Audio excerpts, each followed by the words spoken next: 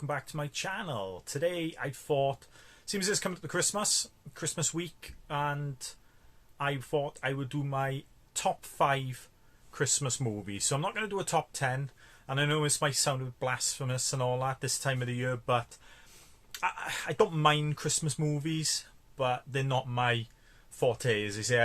I'm not the biggest fan of watching them. Don't get me wrong, I do like some of them and all that, and more in the unconventional sense of a Christmas movie, which you will see in my top 5. So we will start off on number 5, which is going to be Batman Returns. So it's the only superhero Batman movie to take place during Christmas, if I'm not mistaken, and this is arguably my favourite Batman movie. It is. I absolutely, even though you call it a Batman movie, but it's really more about the villains the Tim Burton's movies are. So Batman's there, but as I said, in the first movie it's Joker. In this one it's more Penguin, Catwoman, and I forgot his name now. Christopher Walken's character is Max Schreck. So I absolutely love this movie by Tim Burton and all that. I think his style of direction and his style of movies really suits the Batman, especially making him more, like, don't get me wrong, people always say Nolan's movies are top of the pile of the way he's done them, but he done a more realistic approach to Batman, where Burton pretty much done what he's like in the comics, let's say. So yeah, love that movie. Selena Kyle, Catwoman in this one. Michelle Pfeiffer, definitely my favourite Catwoman. I love the look of her and the way she acts and that. Not your conventional Catwoman. You know, Catwoman in the comics, she was a thief and stuff like that. So yeah, more of a revenge one for her in this against Christopher Walken's character. But yeah, absolutely adore it.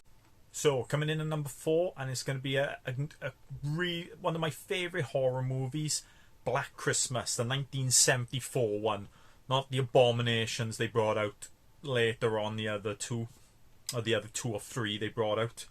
It is directed by Bob Clark, 1974 movie. So this was previous to Halloween. So people say like Halloween, and it's probably true, became like the mainstream slasher, but this was out before it and all, and definitely had huge influences for John Carpenter with Halloween, etc.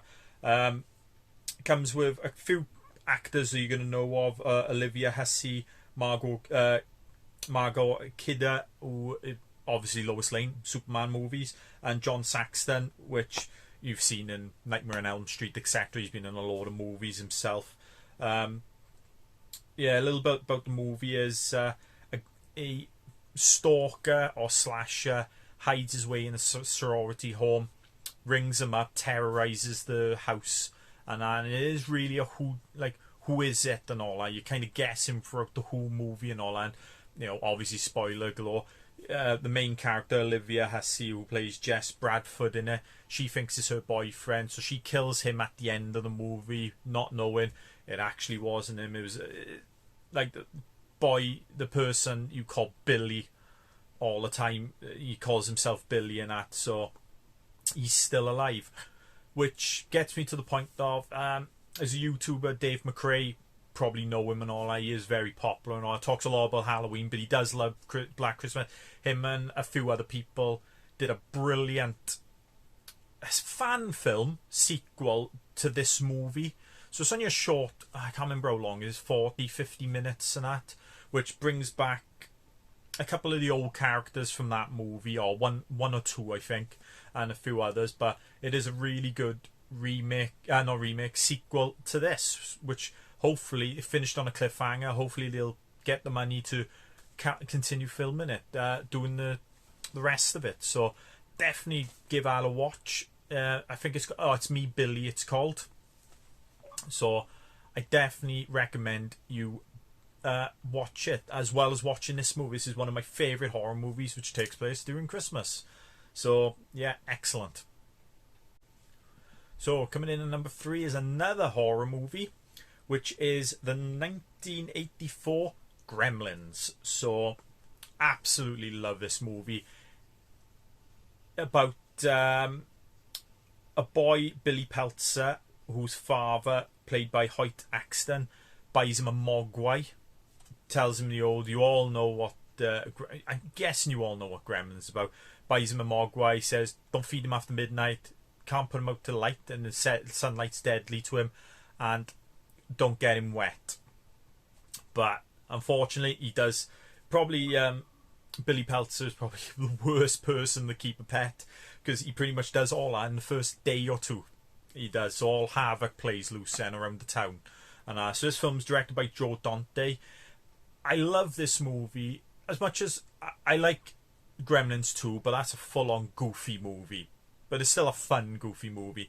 This one kind of blends a little bit of goofiness, but with some dark parts of the movie, especially when Phoebe Cates' character talks about how her father died on Christmas and why she hates Christmas.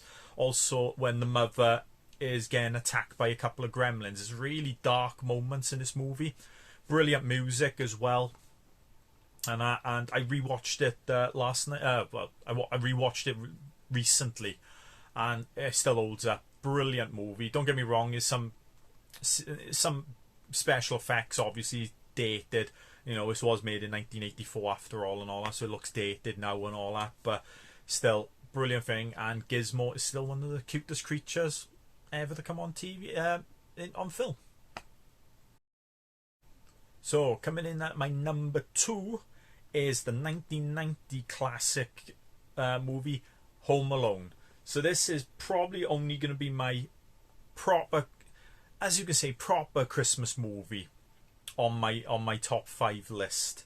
It is. So obviously the movie stars Macaulay Culkin, Joe Pesci, Daniel Stern, Catherine O'Hara, and the late great John Candy has a little cameo in the movie as well. So movie is Macaulay Culkin's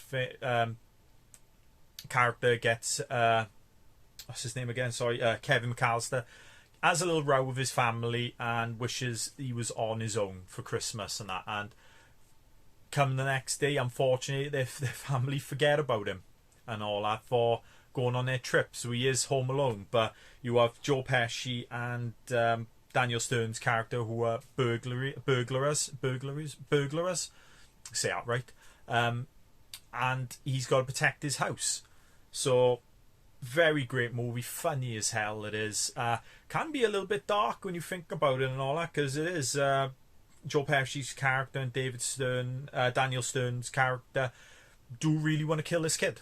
They really do, and if they had the chance they probably would and all that. But yeah, as the thing of home invasions, you know,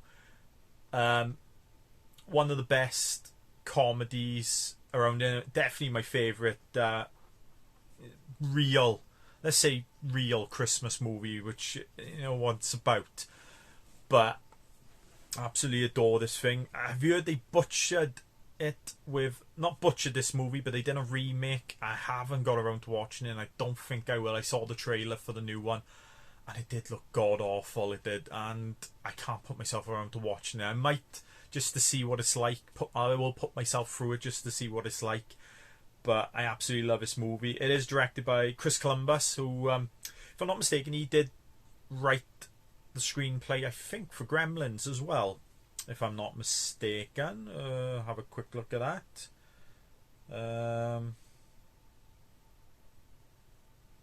Nope, can't really see it thing. But yeah, love this movie. The hijinks, the traps that Kevin plays and all that. Obviously these people wouldn't have survived if I was real life, obviously, but being a movie and all that does bring the fun.